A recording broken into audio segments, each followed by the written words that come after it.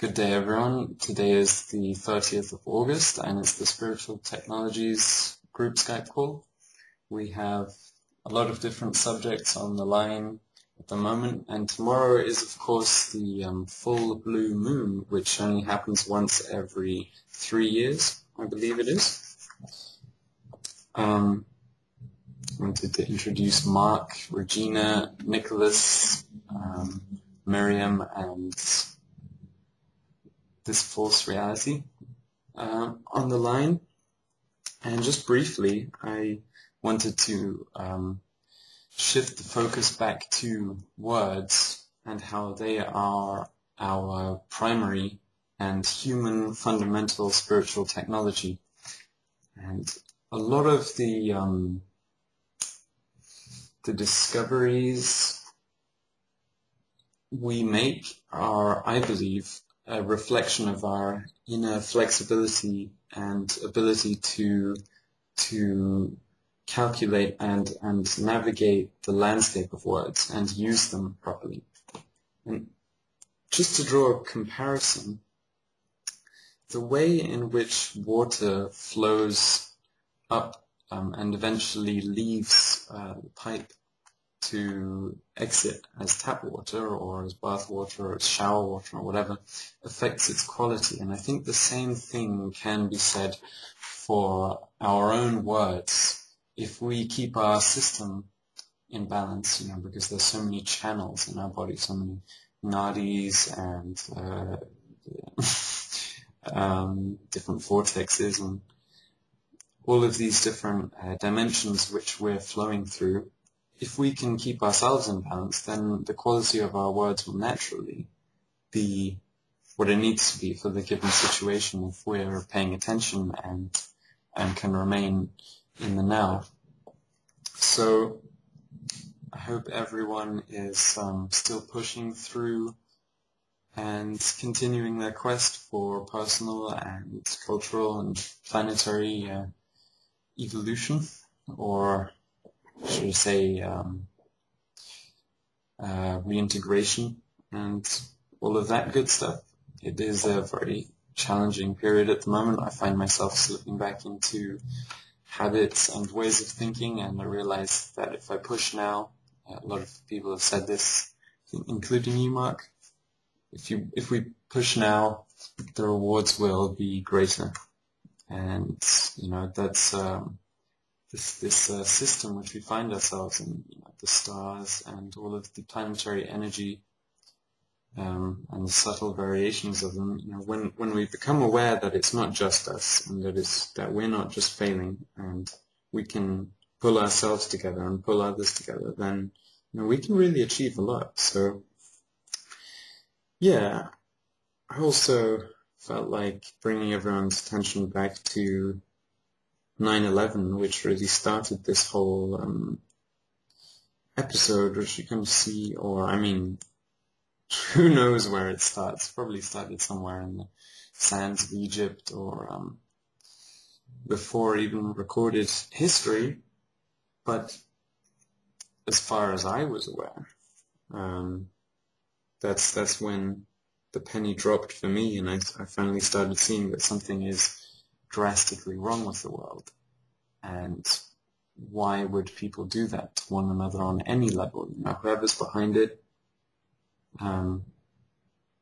just became a thing I had to research. And seeing the way astrology ties into all of these, I'm going to be blunt, rituals, sacrifices, and seeing the way it all connects up, and these otherwise sacred systems are being used for very nefarious purposes is disturbing. And I think it's a clarion call to wake up and claim our own position as best we know how. And speaking for myself, I know even if I do all of the things which I imagine myself doing, which might seem impossible to me, even if I try and do some of them, once I do those, there'll still be more. Life goes on regardless. And sometimes we build up all of these projects and all of these different things into much more than they actually are. And, if it's true what people say, that there are these parasitical forces at work which orchestrate wars and connive, then there's only, a very small amount of them which have navigated into positions of power. And when we finally do accept ourselves and begin working with the universe and the elements and all of the words at our disposal, all of the ancient knowledge and new knowledge coming together, then that's not going to be the real challenge. The real challenge is going to be staying responsible. And so that's the notes I'd like to start the show off with. Thanks for listening. Thanks for being here, everyone. And yeah, it's great to be on the call, as always. It's even greater to have everyone here and just continuing, being persistent. It's something I find I have issues dealing with, just keeping the enthusiasm going. But, looking at this universal knowledge, you have a chance to be blown away at any moment if you let yourself be. If you let yourself see the things as they really are. So, yeah, if anyone feels like sharing or commenting, Mark, I remember you also have some things you want to bring into the show, so I'll just let you all speak. Thanks. Yeah, I can really feel where you're coming from at the moment.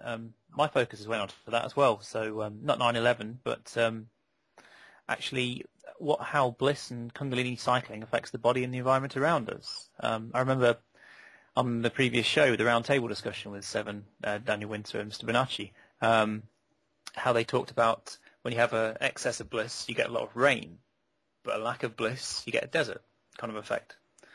It just got me thinking, because I've been reading more about Kundalini biology recently, getting quite a good focus on it. And how does aggression and war tie into this? And there are periods of aggression in Kundalini cycling in the body, like the solar maxims, how they come out in the external reality, where there's a great deal of solar activity. And there's more propensity there for conflicts and things like that on this reality, this level, that plays out. And it got me more and more thinking about what we can do to balance ourselves that would therefore balance the external reality. What we can personally do, especially as we get more and more momentum, more and more integrated into this reality. As Daniel Winter would say, the more you can integrate into the fractal field, the more pull or the more push, if you like, you have on the environment around you. And the person who is the most integrated sort of has a good deal of sway over what happens in their local community, for instance. And you can see this in leaders and other people who have that kind of integration into the reality. So yeah, there was that aspect to it, because there's been a lot of scare stories about what's going to come in October and November. And I always think of these as the extreme reactions which you get on Earth, because Earth is situated in the navel chakra, which is the extreme balancing out. And usually what happens is a much lesser sort of version of this. What came up in the round table discussion was, say, a tidal sort of wave situation, taking out the coastal cities and power plants, with some warning, of course. Yeah, and we had a newsletter going around once stating very much the same thing, and at that point I just had to say myself that no, this is a prediction, and if people pour their energy into kind of preparing for a nightmare, then it's more likely to manifest. So don't give people your energy, and don't give these predictions more credence than they're necessarily worth. People have been predicting more terrible things for a long time, and Yeah, I totally agree. The first thing I responded to when I saw that post in the forum I went to was to say you get more of what you focus on, because you expand into it. But at the same time, I realize we can tackle these sort of primal energies inside ourselves. If we can realize where conflict is generated is the navel chakra, and we can tackle that more on an internal level, then there'll be less conflict, however it manifests, on the external level. So I was just trying to get to the crux of where that's formed in the body. Yeah, that's an interesting point. I think it is formed on all levels, in all chakras and in all dimensions, and it gradually filters down and ping-pongs up and down. And so it's difficult to localize. The search in science for the seat of consciousness has been, fruitless. You can't say, it's definitely in this part and triangulate it in the center of the brain, even though, that might be an access point. Of course, I'm thinking of the pineal gland, the third eye. But it, it seems to be kind of nebulous and seems to be everywhere. So I wouldn't, I don't want to disagree with you on whether the earth is resting on the navel chakra or not, but I wouldn't say, it's definitely there or definitely not there just because I don't know. And yeah, the other thing was that you brought up, about the auras, about the sway people have by being embedded with their centripetal force, and Dan Winter's science gibberish. Highly eloquent elucidations on the wonderful mechanics of the universe. Well, yes, definitely. There is that force which people have and the sway. But I think we also have to take into account the sheer power and force some individuals have whose hearts and souls are kind of dried up, and they're just doing it through ruthlessness. And if you look into pop music and into big business and into a lot of these things, granted, there are a lot of great artists out there and a lot of great businessmen who are ethical, but then there's some, who cheat the system. And I think having songs written for you, studying demographics, who to target, and what they're most likely to accept, and also, exactly, Mark, yeah, that is why they need rituals. Yeah, sure, I'll get Melissa in on the call just right away. And to make it short, I think that worked. Nope, it's not working for some reason. All right, here it is. All right, to make it short, Hi Melissa, welcome to the call. It's Spiritual Technologies today. Hello, sorry I wasn't on earlier. It was my fault for not turning Skype on. No apologies, no faults necessary. So we were just talking about the cheery subject of parasites. And of course it is necessary to realize the level on which we ourselves are sometimes parasitical, and it's all good blaming others and saying, look at what they're doing, and that's the problem and let's get rid of it. But I'm not doing it from that level. I'm saying we need to take responsibility and we need to look and acknowledge it, and then say, okay, time to take our power back. Let's blame ourselves, or step past the blame game. I love it. Regina Melissa cries out in the chat. Tackle hugs. All right.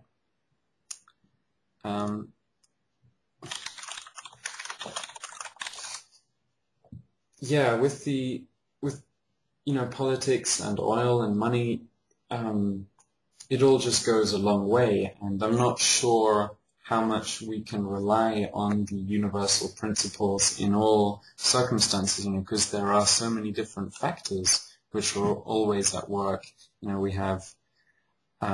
do have the biological system in all of its glory, and then we have the technological side and psychopathic side.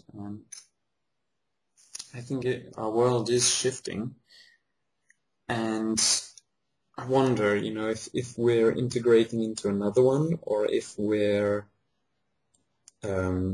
making this one more of what it truly is. So, yeah, those are some points which are going through my mind. And again, thanks for being here, everyone.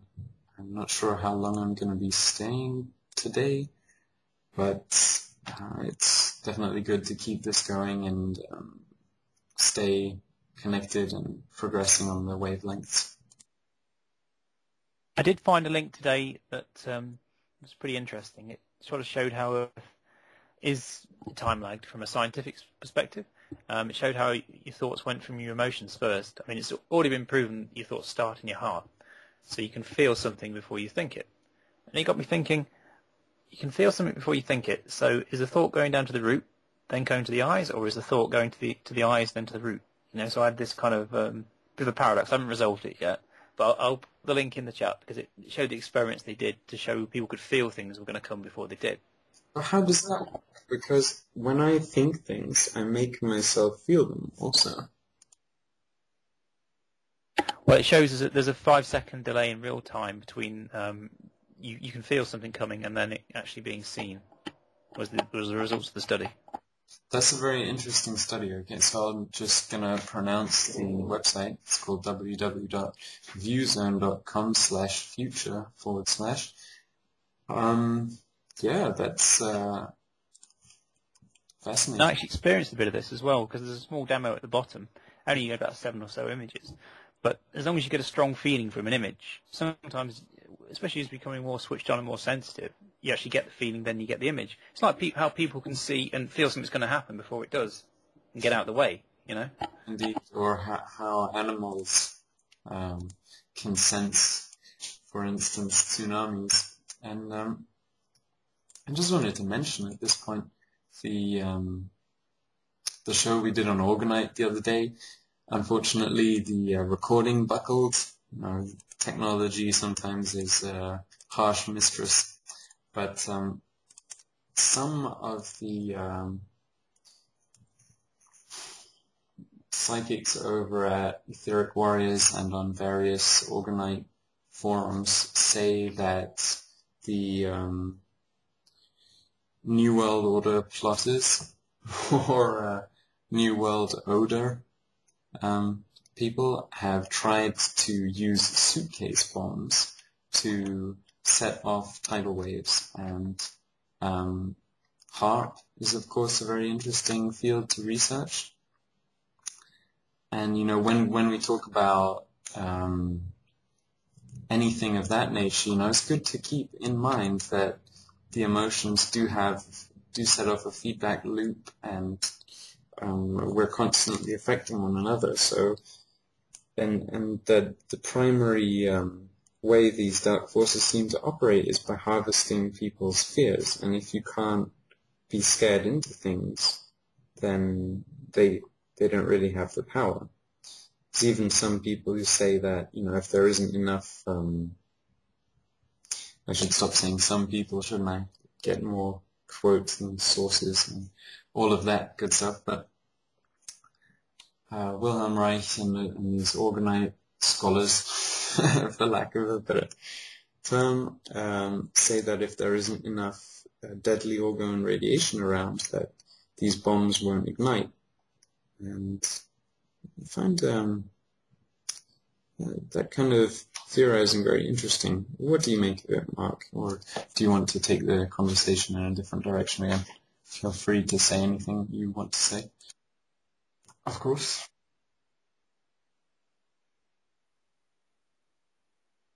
Well, I was going to take the conversation in a different direction, but Yeah, go for it. I'm wondering what sources they use to know this as a start. I mean, do they know people who have carried out these things, these kind of activities? Well, I think it's the fact that the technology is available and that there weren't necessarily signs for it happening, that it seemed to be an anomalous occurrence, such as with Fukushima. And if we're aware that we were tricked into war and tricked into certain things with 9/11, and that was really the start of my search and my quest to uncover the truth, then the other world disasters and things that have gone on, should equally be suspected and looked into. The 7/7 bombing is very dubious, and in the photos you can see, there's just so much there to research.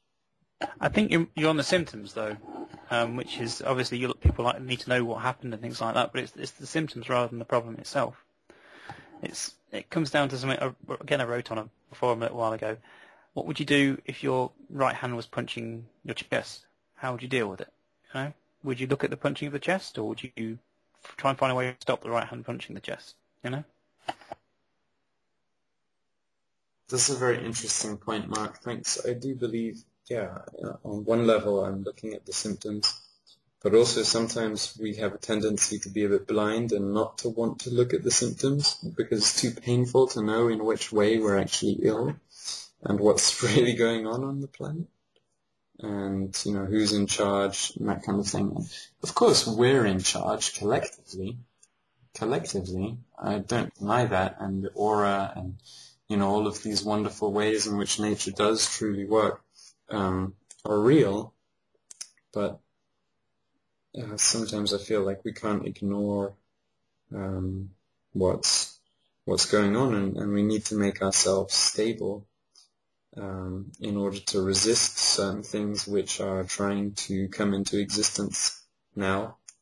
And of course we can resist them on an internal level first, and then see where we can go with that and what messages we get and what information we do attain. But it also, I think we can go a bit overboard with the internal aspect of it and think that we can just deal with it on that level and then it won't happen. What happens if it does happen and you've only been preparing internally? I just think by the time it gets external, you're too late. You're dealing with the after effects.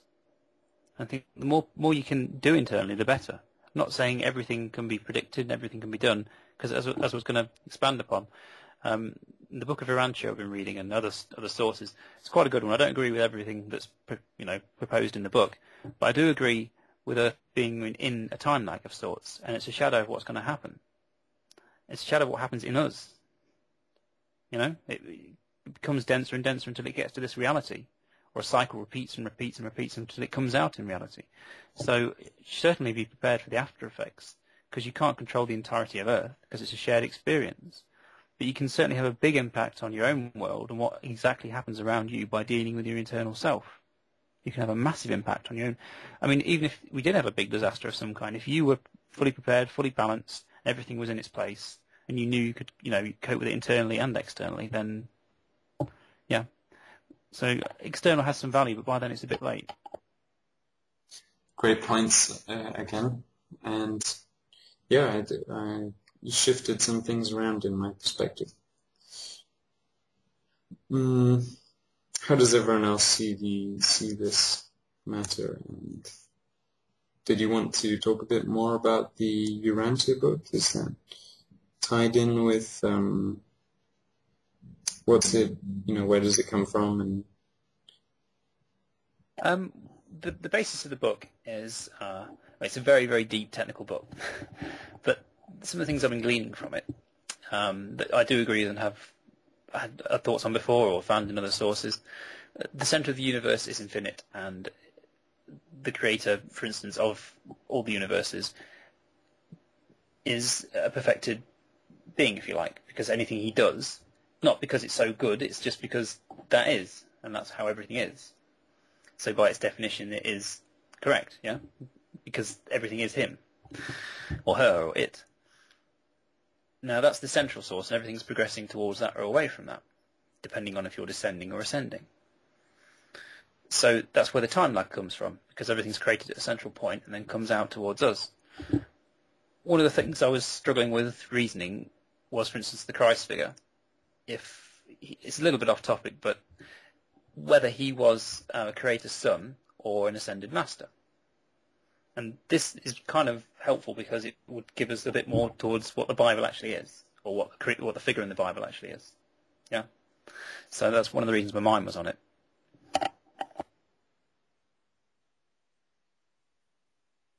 Those are some good points, yeah. Well, having gone through the whole Christian indoctrination at a later date in my life, I can say, that there are definitely some good and some very nauseating aspects of it. And I think, on one level, of course, we are all the sons and daughters and moons and so on of the Creator. In one sense, we are the Creator in a limited capacity. And in another, we're ascending or descending masters or students. And, we can distance ourselves a lot by these titles we attach to things. So, I think, if Jesus came to Earth, most people wouldn't really recognize him or pay much attention to him until he started doing miracles or giving speeches, and at that point, be all out and kind of too late. And so recognizing it on the internal level is very interesting. I guess you have to do a lot of work to get to that standpoint where you can truly see with the inner eye instead of, getting bottlenecked at all of the conditioning you've gone through. I'm just getting the sense it's happening more and more. I know it's because I've become more sensitive to what's actually going on, but I really think it's there. I don't think there's such a big gap that people think of. Something that came up in the round table discussion was, and this was Seven's angle, because I know Regina was asking, he doesn't usually engage in the disaster kind of scenarios for the very reason that putting your focus on it, can make it happen. But he was wondering, whatever's going to happen or whatever is happening, are people going to wait until the last minute, until in their own lives perhaps, or when the situations become so intolerable they're going to pull out their own tools, start dealing with it, or are we going to pull out the tools before it gets to that point? I don't mean a big disaster, I just mean a personal breaking point, you know what I mean? Because the energy is welling up and welling up and welling up, and you can see that the pressures on society that it's creating. So it's just really for me, it's just the earth catching back up. Yeah, I speak about time, like that's just the earth catching back up with what is, or at least a closer point to what is. So it's causing these things to come to the surface and be dealt with. So that was his point. Are we going to wait, or are we going to do it ahead of time? And I think the tools in a lot of us are going to bridge those gaps internally, because I can really see it. The more I learn, the more research on the Kundalini biology and the mechanisms of how things work, the more I can see it, and the more it happens in my dreams as well. So the last dream I got was a message to say I need to learn how to predict the future. And I don't think it's like predicting the future. I think it's just predicting the now, because I think we're living in the past still. Yeah. Very interesting. Maybe we're living in the future which past people had imagined very precisely, and we're changing the future by changing the past. Time travel is, a fascinating field, isn't it? And predicting the future or accurately coming to grips with the past are very interlinked. And I really want to, just get over myself and claim the tools and, get on with it before it comes to that point. And hope I'll be able to, and that's what I'm moving towards. On the dream front, haven't been receiving any messages about it really. Been visiting some people. I feel a kind of ominous odor, and I have for a while an ominous sort of foreboding. But I think, you can imagine things and you can call them into existence by doing that. Ultimately, I think it's necessary to remember that wars are stupid for the most part. Wars are, people killing one another for no better reason than that they can't resolve their conflicts and causing a lot of suffering and a lot of damage. And if they could work together instead and see one another as brothers and family, and that's the point at which religion becomes disturbing to me, when something is vilified or deified to a point where it's completely different and no longer really a part of the natural world or of creation, but it's something entirely different, which nothing ever really is. There's so many stories. The deeper you look into a lot of different cultures and mythologies of people doing miracles and wonderful works, that kind of makes you think, well, okay, how is that out of my capacity in totality? Who am I to say who I am?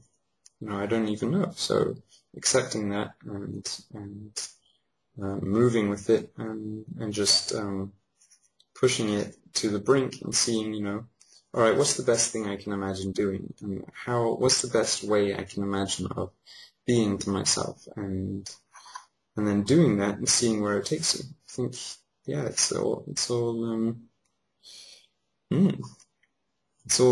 right here at the moment now, isn't it? Where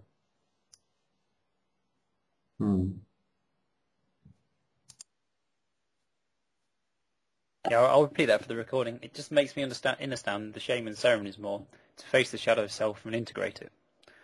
And how getting rid of the pain or getting rid of the sweating out of your body, or just, again, it's all the same thing. It's all I'm saying. The tools are already there in some ways. When people talk about the split that could happen on the planet, obviously, for me, the split's already here. Everything's already here, what people are talking about. So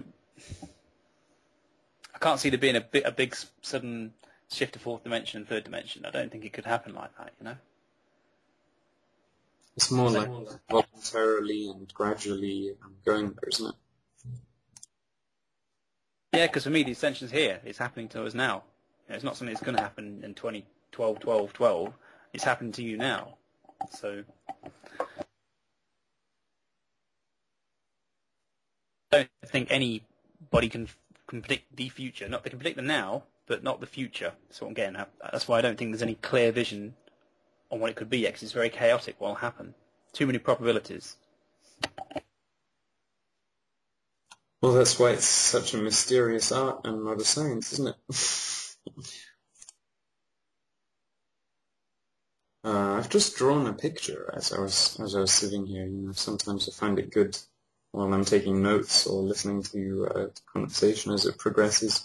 And it's kind of a hall of mirrors or a bunch of triangles from all kinds of different dimensions. And I didn't angles. Sorry, I didn't really know what I was doing as I was drawing it, but I drew all of these loops on each of the sides, and then I did a kind of flame-like outline on the loop, and it just looks like a course to kind of progress through. And it's, I find creative mind can tell us a lot if we're willing to give it expression and not try and hold on to judgments and safety. And I think there's a vast sense of insecurity because of the earth changes and because of the powers that be being revealed. We're actually in a very fortunate position to know the things we do know and to have the things we do have. Because, if you look at the history of the world, it seems the shift in power doesn't really seem to have been that massive. What seems to be now is the availability of the knowledge. And just remember seeing something today. Someone said, in the age of information, ignorance is a choice. And I think that really hits the nail on the head. On one level, of course it's different if we're spiritually ignorant or if we're technologically, scientifically, mathematically, linguistically, so on. You can't be knowledgeable in all areas. But yeah, do you want to expand a bit more on what exactly you mean by it's here now, the ascension process, and facing the shadow self and the pain and all of that kind of stuff. Yeah, certainly. I just took a moment to take your advice and do some creative drawing, and I just drew a jagged sort of triangle shape and then did a circle spiral going through it. And I thought that's us trying to get into the shape we're in, or the spiral trying to go through us and sort of jarring at the edges. But yeah, okay. The shadow self for me is the parts of you don't want to face up to, or you don't like, or you look into somebody else and you think, I don't like them. You're projecting your dislikes onto them, and it's part of conquering that part of yourself, or to put it slightly better way, integrating that part of yourself. And I believe shamanic ceremonies do this through a more direct kind of route, getting to confront that directly. Which I think I've never been to one, but I think from what I've heard and what people have said, it would be a very good experience, I think, to try it. Even when Lewis was doing the joint meditation and he did that small ceremony for us, I could feel some of it sweating out of me, you know. So yeah, that's definitely something I want to get involved in, because the ego is quite intelligent. It knows it has to dump some of the trash, you know. It can't carry everything, otherwise it closes in on itself, which starts to happen to a few people, and they get sort of psychological problems. So it knows it has to dump some of the trash somewhere, and it can't keep it, you know. So it puts it in its shadow self, another part of your psyche, and you end up with all these things you're not. It's very interesting. Well, if you study the Enneagram, I don't know if any of you have looked into that, but it's the 9-sided shape, which Marco Rodin has also, said is the mathematics of God, and it's the kind of vortex-based mathematics capable of all of these functions, which will lead to la-di-da-di-da, basically to all of our problems being solved in another way. And the Enneagram, anyway, to get back to that, you have these 9 personality types, and as this is a radio show, or rather a conversation, we can't get the image out there, but I'll link it to be sure. In it, the neighbor of the number, so number 5 and number 4, the shadow of number 5, for instance, would be number 4, and the dark tendencies you can fall into with that, knowing yourself and seeing that in the future or seeing that in the past and then changing the pattern can, I think, be very advantageous to see that and look at it from that level before it happens. So it's like Seven says, on the higher levels, if something comes up that they don't like, it's not that they turn away in fear or say that's not me, they just bring up its opposite half.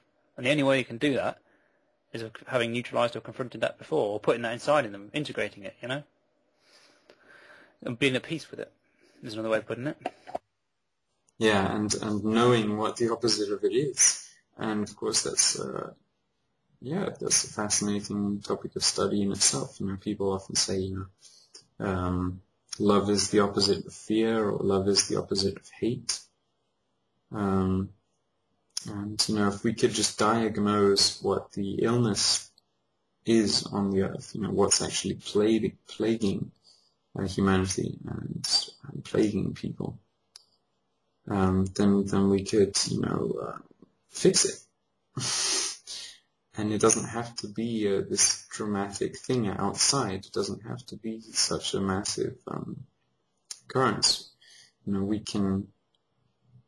It's so. If you think about this journey we're all on, how many different places have we actually gone to? We sit here in our chairs and we talk about things, and I find myself in a completely different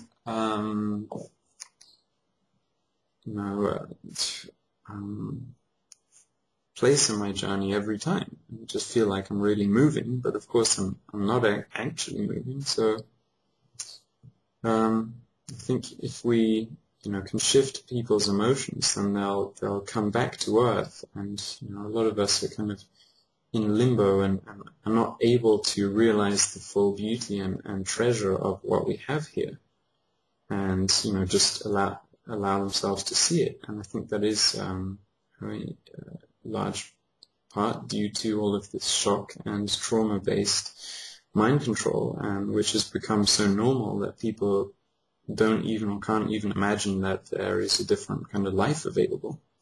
And of course, going to these shamanic things, and going to meditation, and making these old spiritual technologies and techniques part of your life can shift that. And even if you only half believe it when you begin, if you just keep doing it, it will no longer be a question of how can I move my life, how can I, it won't just be a mental thing. It'll be something you can just do, and then you'll know if you commit to it and give yourself to the movement, give yourself to the environment and to the people and so on, then things will shift, and it won't be this unsolvable puzzle which you can only do on your own, but it'll be something you can join in on. I think when we imagine these terrible scenarios, or we think in survival mode, how do I get through this? We imagine ourselves being alone.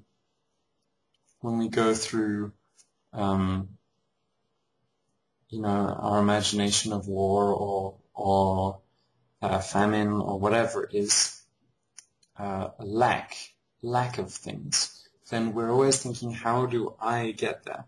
But if we think with we, and if we have an exchange going on and allow the universe to work through us,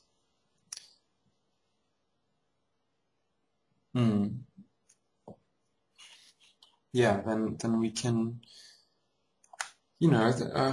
come into our higher self and our higher mind and purpose. There's a document I've got here called the energetic heart print, and it makes some very interesting points. So I'd like to link you that later. But of course, preparing on all levels is good, and just having an emergency supply, a couple of weeks or months, just as a general rule, can be good. I think, as always, it's a personal choice, but sometimes preparing for the worst makes the worst come about, as in, all of these nations arming themselves with nuclear bombs because everyone else has it, and then, we need this, and they're kind of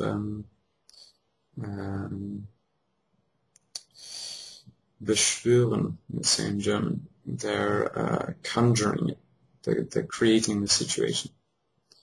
And there's this rally, this riot I'm thinking of, which was a very peaceful one, but the moment the police showed up to try and stop anything bad from happening, it did break out into a kind of riot.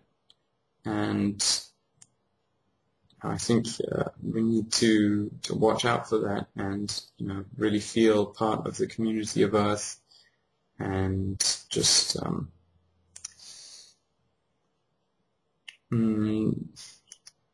my attitude towards death has shifted around a lot, and I haven't been on the Earth that long, but when I've been at my happiest, it's kind of been like, it's not really that relevant. It's like, oh, well, whatever. I'm not that interested. Sure, it can come, but I'm not going to let myself be threatened by that to a point where I don't really live anymore. So I think that's what all of these fears come back to, fear of pain and fear of facing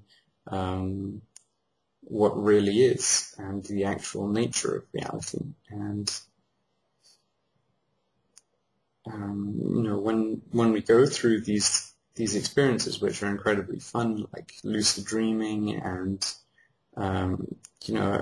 discovering the secrets, the mechanisms and the way the universe works, then if we are wise enough to see that it's not just just fun, not just for our amusement, but also there to teach us a profound lesson that, you know, the soul really does exist and continue past space and time, and we take a lot of what we learn on some level with us. Then, you know, yeah, we can avoid the situation and we can work with the tools we have. I think we have more than enough new technologies and new wisdom and knowledge and old wisdom and knowledge to make a difference now. The question is, are we going to do it, and do we have the will? And you know, there's just so many conflicting issues. I think dropping the ego, I would say, is, for me at least, the biggest one at the moment. And just working together with other people, and continuing to stay motivated and allow myself to see myself. That's the sluggish feeling, though, isn't it? That's why it's feeling heavy, because there's so many things there now. Yeah, there's definitely a lot of things. So just on a practical level, you know, go for runs, do your yoga, do push-ups, have cold showers, you know, drink lots of water. And I've been practicing my lion's roar. I really love lions at the moment. And I think doing these different breathing exercises, but you know, letting everything that's there out, and then seeing that even when you do that, it's not everything. You know, life still goes on. Yeah, it's I mean, it's a beautiful adventure we're all on, and you know, some people are kind of ruining it for us, but they're only doing so because we're not claiming our full right or using our potential, which is there, because we're holding on to an old image of ourselves. And if we would just drop that, then, you know, we could actually go at it. And, yeah. Anyway. Did you or Melissa have anything to add, Regina?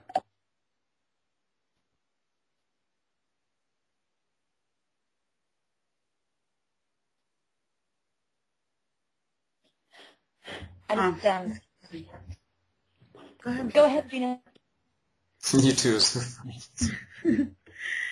You know, I've been thinking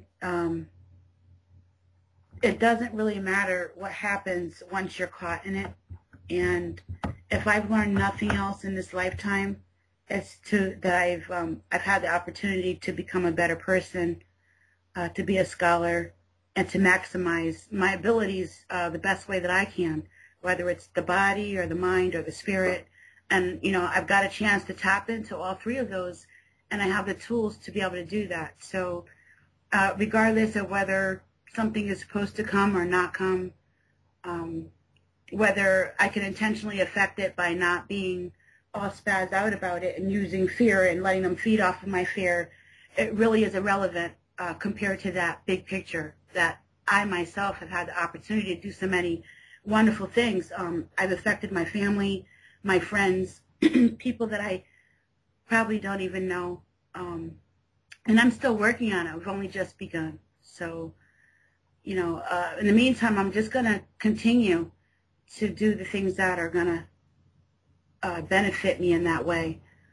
You know, I do believe that sometimes that there's a possibility, a big possibility, that a lot of us will be continuing once this lifetime is finished. And I just want to make sure that, you know, I've done all that I can so I can come back in a better state of mind or state of being than I was this time starting out. You know, I'd like to be able to start out kind of where I am now, at least, if not better. And, you know, I'm going to continue to do my yoga, the research, maximize the benefits of incorporating the shadow self. I find that if I continue to try to run away from who I am, the darker parts of self, I cannot accept anyone else. So, and I'm noticing so much about myself. It's a big time reflection. The mirrors that you were drawing, Sam, remind me of how I'm feeling. There's like mirrors everywhere. Every time I turn around, I'm looking at self. And it's pretty intense right now. I know we moved into the second chakra. It seems like there's a combination of 1, 2, 3 chakras going on right now. You know, not that the other ones aren't activated at the same time, because it depends on where you're at and what you're trying to, you know, to utilize. But it's really an intense ride, and I don't want to miss any of it. Even if it's uncomfortable, I'm willing to go through it, because I know that's the only opportunity I have to become a better person, you know.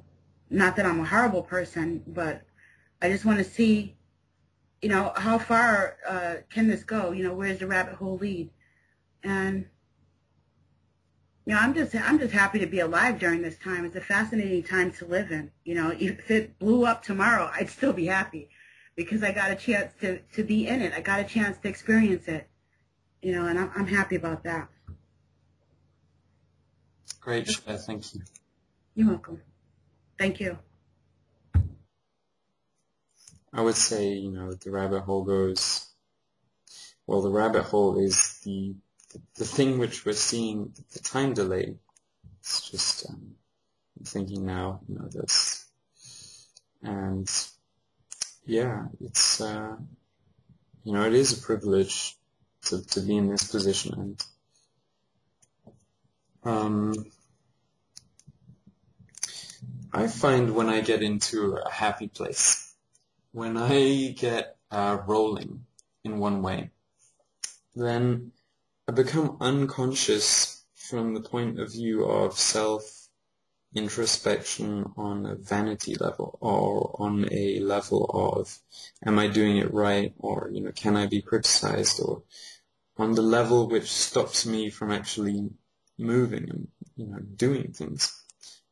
And so, you know, I think, you know, we're talking about fear. That's the kind of box or prison some of us are kept in. And so just doing something, just really, really doing whatever it is we came here to do. And even if it's small and we think, oh, that can't possibly be enough, or that can't possibly really affect massive change, you know, just doing it will make us feel better, and you know, being better people, we inherit a better world. It's really as simple as that. And you know, I find this yo-yo effect going on within myself.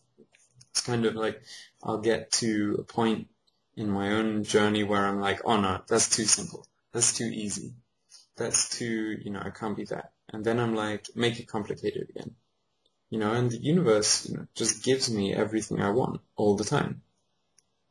It's trying to figure out, you know, what will finally wake you up and make you alive. That's the way I've experienced it anyway. And yeah, I definitely see those shadows you're talking about, Regina, but the only way I can come to terms with integrating a lot of myself is getting on a ride and going on a journey, and, you know, becoming unlocked or unconscious in certain ways which I'm otherwise always conscious in, if that makes sense. I did just want to give you an opportunity to speak again, or Melissa, and then wrap the call up for today. Yeah, the recording seems to have finally started working again, and it might seem like we're a bunch of depressed and insane individuals, you know, preparing for this and that, but it's not really on that level. I think I just see the possibility, and I'm like, well, it's been fun, and you know, count your blessings and be grateful for what you have, and once you're on this level of life is so great moment to moment that I don't need to hold on to the future or my vision of it, because I've already lived through so much great stuff, and I know I've affected people, and I know they've taught me things and been there for me, that I have things which I really treasure. Once you're on that level, it's like, alright, you can't really touch me that much anyway. And I think then we then we start living the way the universe wants us to live, which is vulnerable and authentic in each moment. And I think that's part of ourselves which our shadow self protects us from. As children, we grow up, learn to deal with the harsh aspects of this world, but sometimes it's just not really not appropriate. And then at the most vulnerable and, at the most beautiful moments, sometimes the shadow self rears its ugly head and it's like, hey, I'm here, acknowledge me, you haven't dealt with me yet. And then, we still have work to do, but also, we're doing this work not just for us. That's the key thing to remember. When we do work on ourselves and really honestly and sincerely do so, it's for everyone. And so we're never alone, and just remember that, we're all in this as one and as a family, as an emanation of the same thing, which is split itself to discover what it is and to enjoy the game of life. So yeah. I would add that I know we talked about all the possibilities, but that's just being reasonable. It's just being logical. It's not being panicking about anything. And I've never seen any prediction now, apart from the mainstream nonsense, that the world is not ending. Don't worry, it's nothing like that. A world perhaps is ending. It's already ended in some of us. The egoic sort of material world started in the 80s, or at least came to its climax in the 80s. So yeah, some parts of the world are ending, but not the world. It's much bigger than all of us. Well, that's the thing, isn't it? If we're not around to perceive the world as it ended. I think you'll always be part of it, no matter where you go or what you do. You're always going to have so much of you here that you will always be part of it. And, the world is part of the universe, and wherever we go, we're still connected. So, yeah, just, Thanks, Mark. Thanks, Regina. And the word is, of course, the world with an L added to it, and an L is a kind of right angle. And just to get back to a bit of the stuff we were talking about at the beginning of the call. Wow, I'm really feeling all of this heavy energy at the moment. And I think it's key to hold on to the things which give you joy and which do motivate you, and find out what the opposite is, as you were saying, in just allowing yourself to inherit this new way of operating. And if that's the way they do it on the higher realms, or in the more dense or more real places, they just come up with the opposite of what they are experiencing. If they don't like it, then just manifest that. And I know I've come into situations where to resolve it, I needed to manifest love or beauty or gratitude or something like that, and then I refused to because it was like, but that would make me vulnerable. That would make me, attackable, and I don't want to do that because these people don't really deserve it anyway, or something like that. No. So it was a personal issue. And it was like, just not being willing to commit to it.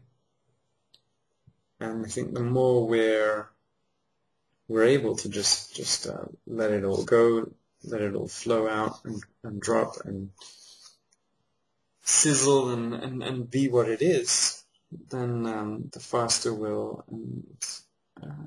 and more truly we'll see all of this taking place. So, yeah. I don't know. I think that Yeah.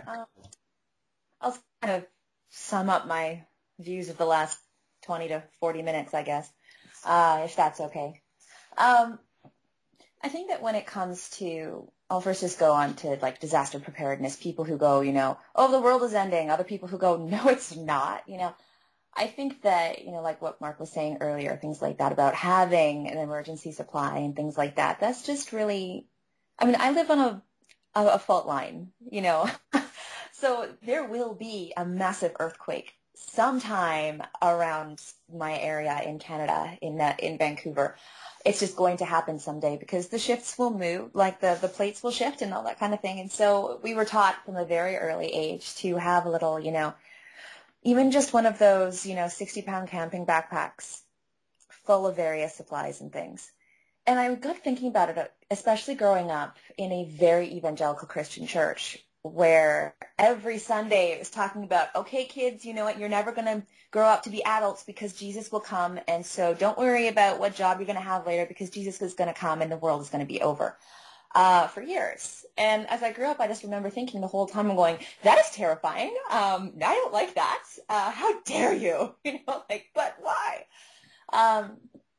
And so growing up in that kind of idea, it made something like having an emergency kit. As I grew older, I realized that being able to just have, a backpack full of supplies in a closet or in a garage that's really accessible, what that really is isn't just a safety blanket for the person who has it, but an ability for them to reach out to their neighbors and say, you know what, I've got some stuff here, let's band together and become a little community right now because that's what we need. And I think it's the same thing as in, how do you affect change on the planet? How do you stop wars from happening? How do you stop these things from happening? Well, you do it by starting small, by starting with your neighbors and your community and then building up in that kind of respect. And so I think that's the same thing. I've been editing a book lately for a client. Sorry, that was an email from my computer. I'm editing a book for a client where he talks about the tsunami that happened in Southeast Asia a few years ago on December 26th. And 3 weeks prior to that, he had been in a World Vision committee meeting because he was part of the board of World Vision. And he just felt the strong urge to talk about how we overcome disasters that happen in our lives. And 3 weeks later, this huge disaster happened in their lives. And yet his main point was that through a disaster, it's how you deal with it. If you're the profiteering type who's going around taking whatever they can get and hoarding it, well, you know what?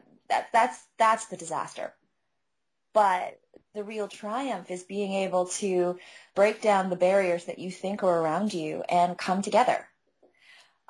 In that spirit of community. So I guess that's what I have to say about that. I think that we can stop wars. I think we can stop the negativity of this planet and the negative spin just by virtue of starting smaller and building up as we go. And through our lives, other people will know us and then be touched by us and then continuing on in that wonderful cycle, that wonderful sine wave. And then going back to time with what Mark was saying earlier about how the moments that we were experiencing have already happened for us and things like that, I think that's incredibly valid. I see time more and more as less and less of a linear line. Because there's really very little scientific evidence saying that time is just this progression of seconds into minutes into hours. It's relative. It goes faster or slower depending on the gravity, depending on the mass around it. I really am getting the conclusion that time is a lot more like a sphere that's constantly going in on itself and swathing around itself and having this moment so that everything is interconnected in this wonderful, beautiful way. And we see that through people's experience when they dream things that haven't happened yet, or you're remembering something so acutely, you're feeling those emotions again, things like that. They're echoes and shadows of time. And I think that is a beautiful thing because I think the one prevailing thought about time is that all of the disasters that we see can and will be overcome. And I think that's the biggest thing to take away is that as long as we focus on developing ourselves, our inner and outer selves, as long as we then take that development and focus on developing the area around us as well, we will always overcome the problems that happen in our lives. And through that, other people will see that and be able to take comfort in that. And if they don't take comfort in it, well, that's their problem, but the comfort is there. So that's what I have to say there. I'm muting my mic again. Thanks, guys. That was awesome too. Yeah. Makes me feel a whole lot better. Yeah. You don't need to qualify what you say. You know, just looking at your comment, you can just let it sit there and be what it is, and it's beautiful. So, you're beautiful. Okay, so I hope you all enjoyed the group session today, and it's nice to notice everyone being and staying real. I hope you haven't kept any things you wanted to say too kind of concealed or subtle. Sometimes I find I have a very thick skull, but of course it's it's a general thing we're doing here. It's not just for ourselves. Ugh, I speak in riddles. Anyway, wholeness and balanced vibrations. We should really, instead of also shifting things around and jumping from topic to topic, just keep some things consistent. And I do notice, that I'm doing that and you're doing that, but also directly attacking or working with the things we're working with and continuing to persist in that way.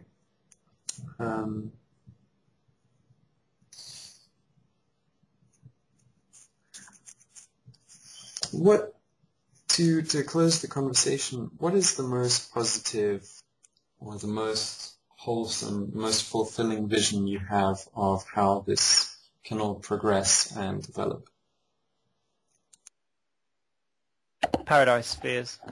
Don't know if anyone's heard of that. Go into detail. It's the scattering of people into their own paradise realities, whether that's with the loved ones or with themselves or however it would come about. And then from that point, either existing in them for a time or coming back together to work, sort of an explosion from the womb that is Earth into the cosmos, into their own sort of paradise spheres, worlds, dimensions, however you perceive your reality, because you would be creating that reality or shared with other people that you loved and cared about. I think that's the most positive result I can see. If there is a better one, hopefully that'll come about. It's interesting.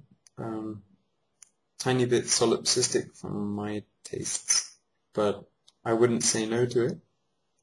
You'd be with those you cared about and be connecting with others, of course, through your own spheres, because it would be as you created it. So, you'd have connection with whoever you wanted to.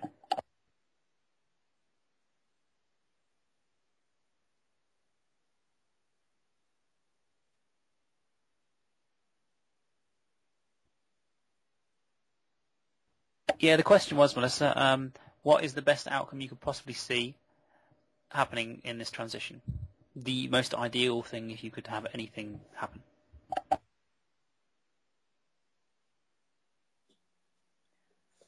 I would think that globally that would be the collective unconscious and consciousness of humanity coming to the conclusion that they can accept who and what they are and be content as a community. I think that if everybody in the planet becomes content with their own journeys, then that is the mindset which will create the grace and the mercy to renew the planet in such a way that it's as close to perfection as we can get. I think that's it. And then instead of all of this energy going to fixing these problems and to solving the oil crisis and doing all of these things and fighting and getting in pedantic arguments about viewpoint differentiation, we would have a situation where the collective energies of mankind go not only toward improving what we have, but exploring the inner and outermost regions of the universe, both the macrocosm, as in, space and time and universe, and the microcosm of each individual human being.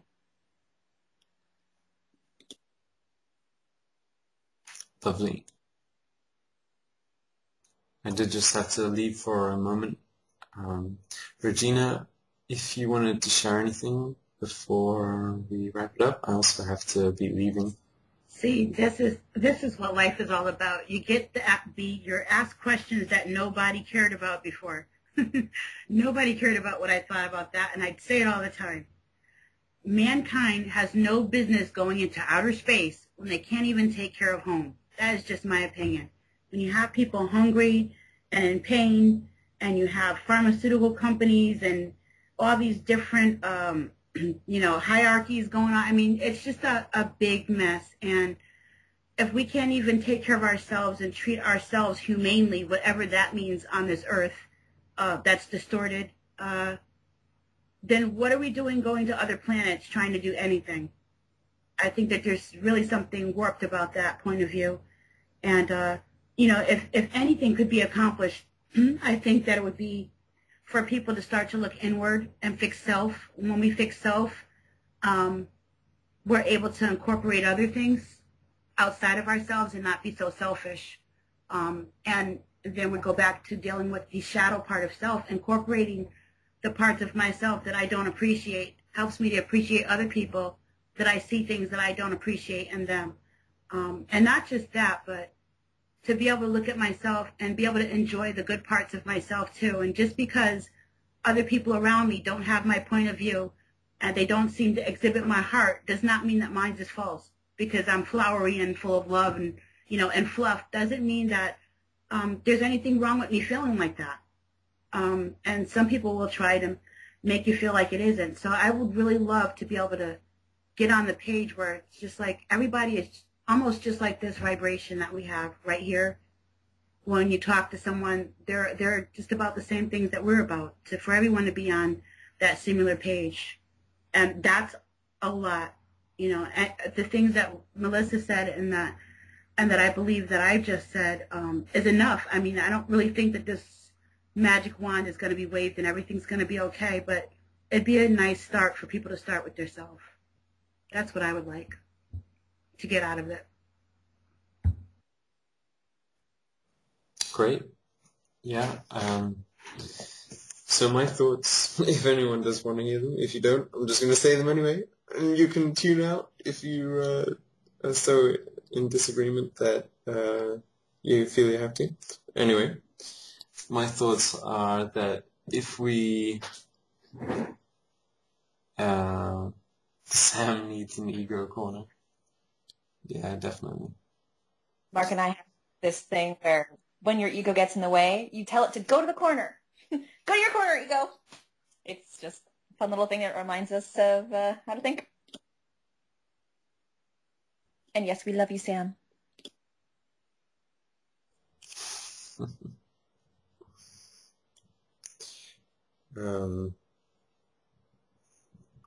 Well, now I'm stumped. What I was going to say was that, if we can see all as self and truly see that our gain is everyone else's gain, and be kind to ourselves, and stop all the wars, internal and external, then oh no, we broke Sam. Melissa types.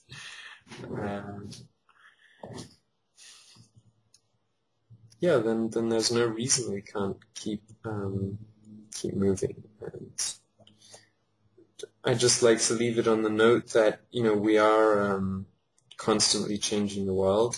It's not this big dramatic thing everyone imagines it to be, but let's say Saturn suddenly disappeared, the planet Saturn. The sheer weight of it would send ripple effects through space. You'd notice it very quickly. And considering that each of us is actually a planet and a spaceship and, has a presence here, if we left, everyone would feel it. So, yeah, I mean, we're all such tiny beings and such magnificent beings, and so, one moment we seem so strong and the next we seem so broken, and, it's all such a delicate balance, and I think, just remembering that, myself is another yourself, and, truly seeing that there is a good way to be selfish if we just look into the future enough and allow ourselves to see what's really there, and, it's just start caring and start dealing with things as they are, and, stop these, sort of childish, fantasies of things which can't ever really be because they have no way of working themselves into reality, but just work with what is, then I think we'll discover that there's been a paradise which has been waiting for us all along. And wholeness to everyone. Thanks for being on the call, and see you soon.